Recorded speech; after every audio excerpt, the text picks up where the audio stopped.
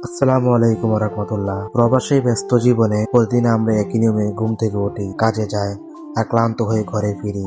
মরুভূমি তপ্ত রোদে আর চার দেওয়ালে বন্দি জীবন মনের ভেতরে সেই চঞ্চল মানুষটা যেন কোথায় হারিয়ে যায়। কিন্তু আজ অনেক দিন পর যান্ত্রিক জীবনে বাইরে এসে মনটা এক অদ্ভুত আনন্দে ভরে উঠেছে। আজ আমি এসেছি সৌদি আরবের পশুর হাটে, আমরা যেটাকে আরবিতে সুখ বলি। এখানে পা রাখার পর থেকে আমার বুকের ভেতরটা কেমন যেন তোলপাড় হয়ে উঠেছে। চারপাশে এই পরিবেশ, এই মানুষগুলো, আনাগোনা আর পশুর ডাক, সবকিছু মিলিয়ে মুহূর্তের মধ্যে আমার মনটা কেমন যেন খুশি খুশি হয়ে উঠলো। এই খুশির কোনো পরিমাণ হয় না। অনেকদিন পর প্রবাসের মাটিতে দাঁড়িয়ে মনে হচ্ছে আমি আর কোন অজানা দেশে নেই, আমি যেন খুব চেনা কোনো এক জায়গায় চলে এসেছি। আপনারা আমার চারপাশে যে দৃশ্য দেখছেন তা সত্যি চমৎকার। এখানে শত শত দুম্বা, বড় বড় শিংওয়ালা ভেড়া আর বিশাল বড় বড় গরু আর উট রয়েছে। গরুগুলো সারিবদ্ধ রাখা হয়েছে। আমাদের দেশে আমরা যেভাবে হাটে ঘুরে ঘুরে গরু ছাগল দেখি, এখানকার পরিবেশটা ঠিক তেমনই জমজমাট। তবে তফাৎ শুধু একটাই, এখানে আমাদের চেনা গরু চারপাশের মরুভূমি দেশে এই দুম্বাগুলো আদিত্য অনেকটাই বেশি। এদের এক একটার গঠন, এদের গায়ের রং আর হাঁটার ভঙ্গি দেখতে বেশ ভালো লাগে। আরবরা যেভাবে ক্রেতাদের সাথে দরদার করছে, এভাবে এক একজন ব্যাপারী তাদের পশুকে সুন্দর করে সাজিয়ে ধরে রেখেছে। তা দেখতে দেখতে কখন যে সময় কেটে যাচ্ছে বুঝতে পারছি না। প্রবাসী এসে আমরা তো শুধু চারপাশে বড় বড় দালান আর পিচঢালা রাস্তা দেখি, কিন্তু আজ এই মাটির কাছাকাছি এই পশুর হাটে কোলাহলে মাঝে এসে এক অন্যরকম জীবন্ত অনুভূতি হচ্ছে।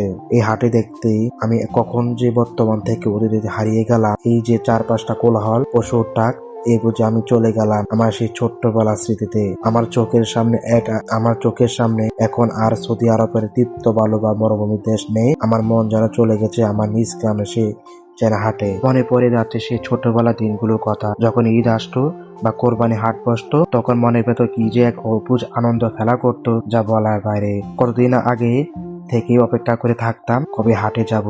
তখন তো আর এত দায়িত্ব ছিল না কোনো ক্লান্তি। বাবার হাতটা শক্ত করে ধরে যখন হাটে ঢুকতাম, তখন মনে হতো দুনিয়ার সবচেয়ে বড় আনন্দ রাজ্যে চলে এসেছি। বড় ভাইদের সাথে ঘুরে ঘুরে পুরো হাটটা ঘুরে বেড়াতাম। বন্ধুদের সাথে হাঁটতে হাঁটতে ঘুরে দেখতাম গরু ছাগল, কোন গরুর দাম কত হলো তা নিয়ে শুনতাম। বড়রা তর্ক বিতর্ক করতো দাম নিয়ে। আর হাটের জিলাপি খাওয়া, বাদাম খাওয়া, ঝালমুড়ি খাওয়া। আজ এই সৌদি আরবে হাটে দাঁড়িয়ে সে প্রতিটা দৃশ্য আমার চোখের সামনে ভেসে উঠেছে।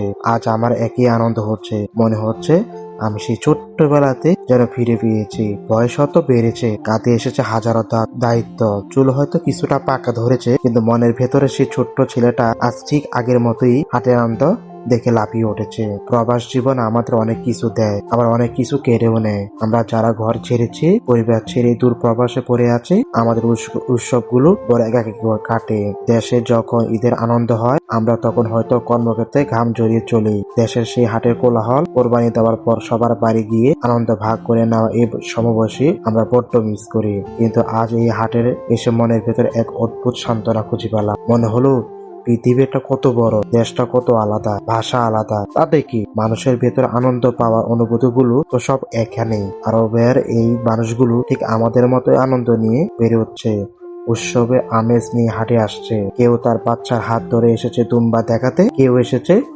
দুম্বা দেখাতে। আজকের এই দিনটা আমার প্রবাস জীবনের ডায়েরিতে একটা খুব সুন্দর স্মৃতি হয়ে থাকবে। যে ক্লান্তি আর মানসিক চাপ নিয়ে প্রতিদিন কাটে, আজকের এই হাট করা আনন্দ সেসব ক্লান্তি এক নিমেষে ধুয়ে মুছে দিয়েছে। ছোটবেলা সেই দিনগুলো তো আর ফিরে কোনোদিন পাবো না, কিন্তু সেই দিনগুলো স্মৃতি যে আজ মনের কোনো কতখানি জীবন্ত, তা আজ এই হাটে না আসলে হয়তো বুঝতে পারতাম না।